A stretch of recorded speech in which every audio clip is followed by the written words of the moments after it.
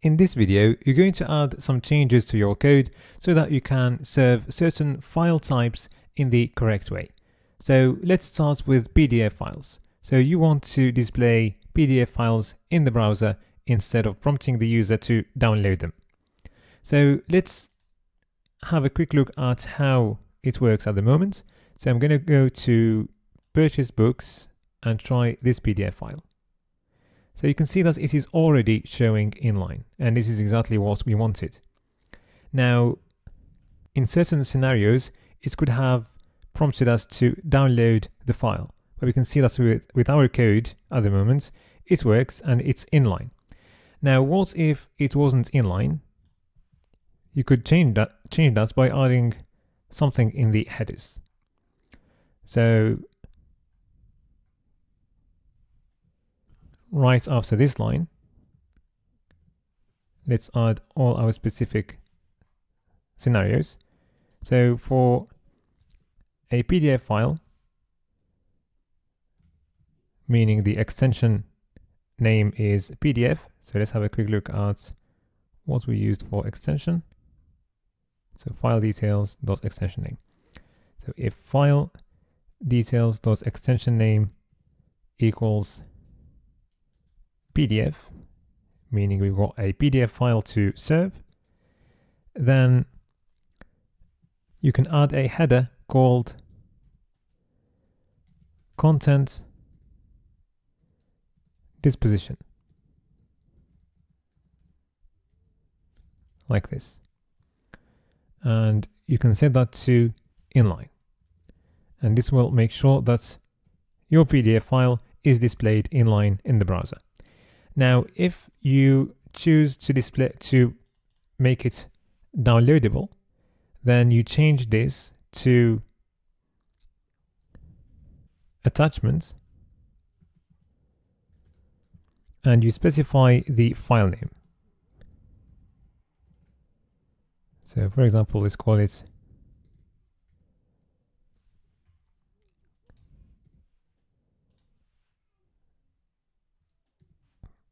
file.pdf. So let's try this. And you can see that now it is being downloaded and its name is file. And it's going to be file.pdf because we only see file because we're hiding the extension. So for now, I'm going to keep the first line instead of the second one. All right, now let's move to the next file type, which is audio and video.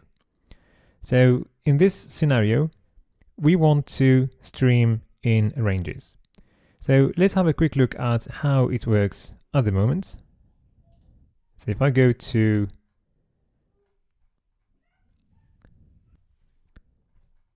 media and then try one of these videos, then if I try to search the video, it actually doesn't work. So I can see that the video is being downloaded while I'm watching it, but if I can't go right there. So we want to fix that. So let's start by writing our if statement. So the file type is going to be an audio if the name audio or the string audio can be found inside the MIME variable. And we can do that in an easy way using a regex.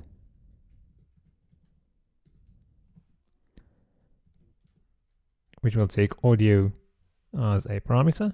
And we're going to use the test method to which we pass the MIME variable. So let's just check that we call this MIME. Yes, that's right. So that's for audio, and that is for video. So to get started, we are going to compare the response of this request with the response of the same request coming from the final website. So if I go to media and then go to Ocean Turtle, and the final websites you can actually search. So I'm going to copy both those URLs in Postman, and we will compare the outputs of each one. So let's start with this one. Place it there. And let's get that one and paste it there. So let's send this one first.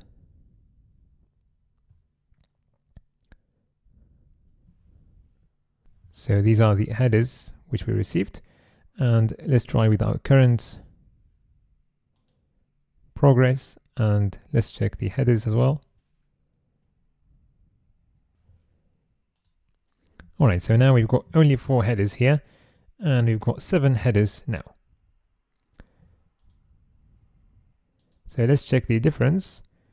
So we've got one extra header right there. It's called accept ranges, and it's set to bytes. So accept ranges means that your server supports partial requests. And the value that you give to it, in our case bytes, will indicate what units can be used to define a range. So every partial request is going to be made following a range, and the units used in the range is going to be bytes in our case. And one of the advantages of using accept ranges is that you can resume an interrupted download, for example, rather than starting from the beginning. So let's add accept ranges to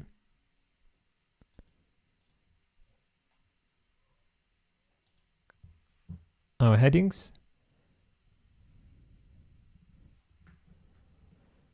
So head elements of key accept ranges will be set to bytes. Now let's check something inside the header object and store it inside a variable, and that's going to be request.headers.range, and this is the range we were talking about.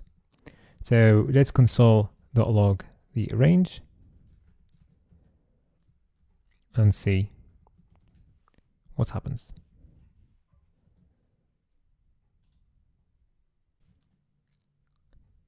So we can see that the range is undefined at the beginning, and then it changes here. So we've got the start byte, which is this one, and we don't have the end one. So if we go back to Postman and check the results of the final version, we can only see one snapshot, and this is the response or the response headers which we got for the first request. Now, as you can see, we've got a range appearing twice here, meaning that we had more than one request. Now, for our video to work properly, we will need to add 2 more headers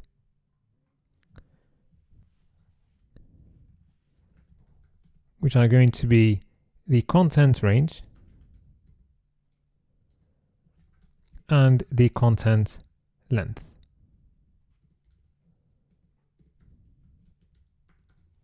Now you really need these 2 headers for your video to work properly so that you can search and so on. And this will also make the video work on mobile phones. So let's start with the content range. So you're going to go to our head object and we're going to set content range to something that looks like this. So you're going to have bytes, as this is our units for the accept ranges, and then you're going to have a start. So for example, our start there is that number. Okay, so I'm going to put a random number for now, and then minus sign the end, for example, and then forward slash the size of your video. So let's call it file size for now. So this is how it looks like. Now you really need a way to get those numbers. We know the file size, that's something easy, but you need that and that. And then the content length corresponds to how many bytes can be found in your range.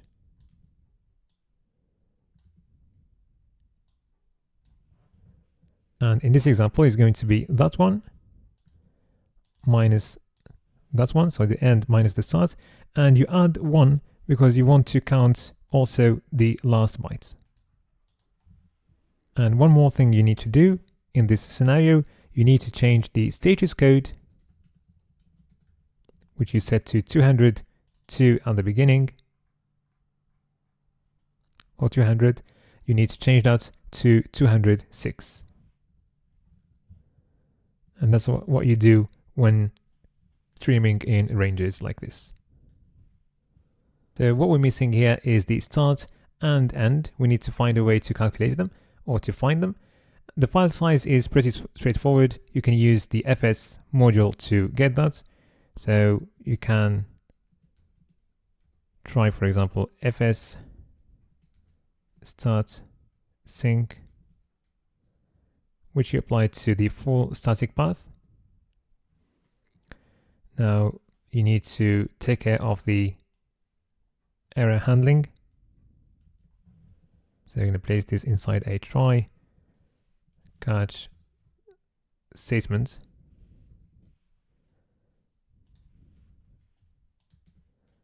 And instead of const, we will just change the value of start, which we will create or declare before the try catch statement.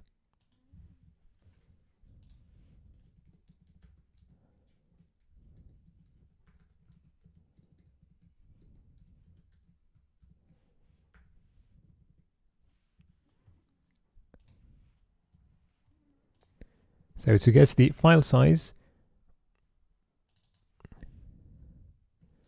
that's going to be start dot size. All right, and now let's move to the start and end.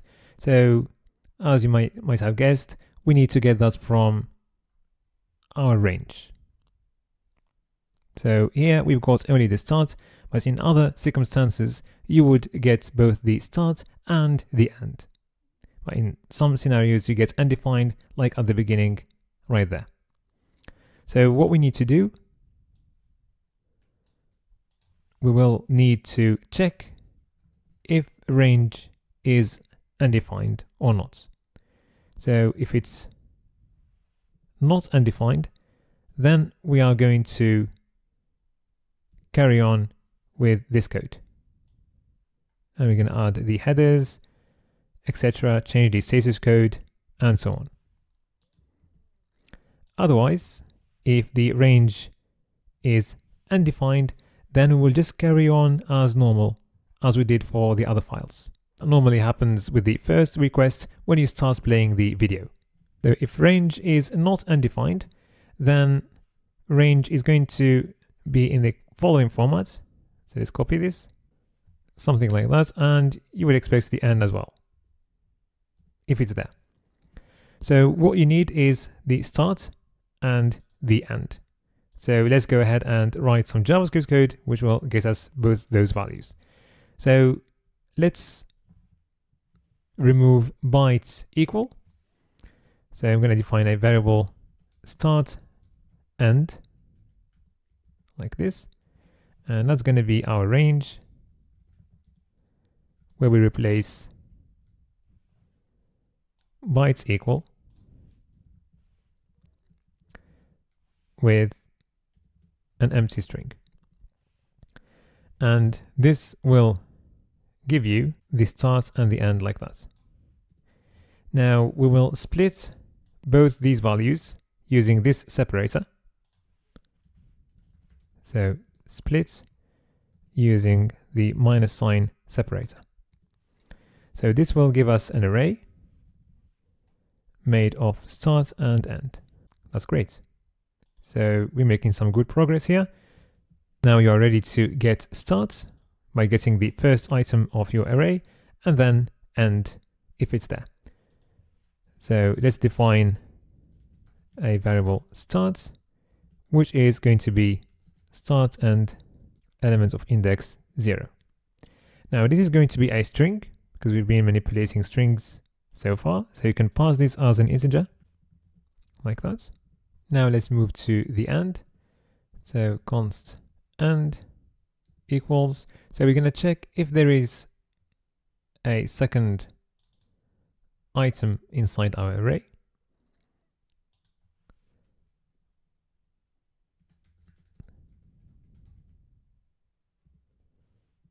Using a question mark like this. So if we find that value, then we're going to pass it as an integer.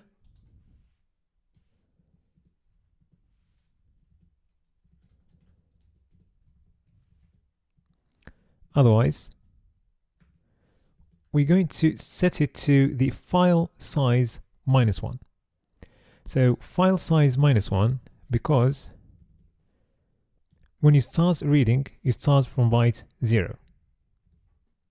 And then you carry on until the last byte. Now, if the first byte is 0, that means that the last byte is file size -1. Because you're not starting from byte 1, you're starting from byte 0. That's why we've got -1. Now, we use the file size over there. So it would be a good idea to do this beforehand.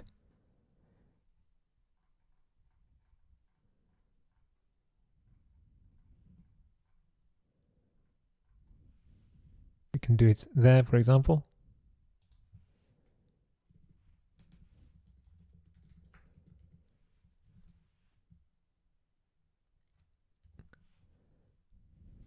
And let's use the file details objects. That's better. And set the size to start.size.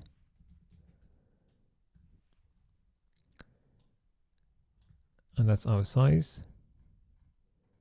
which we can use right there and right there. Right, now let's replace these values with start and end.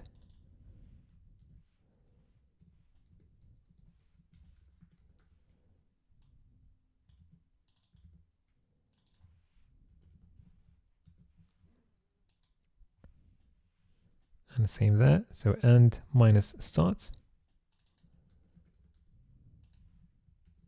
All right, now there is one thing missing.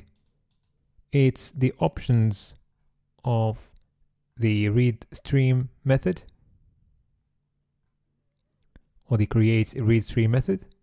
So in those options, we need to specify the start and the end. So we created the options objects right there. So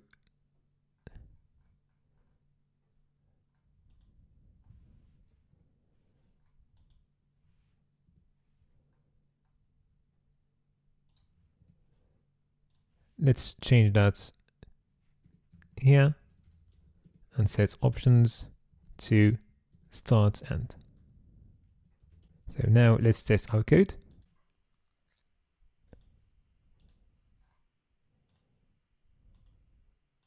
So now you are able to watch videos and search through them.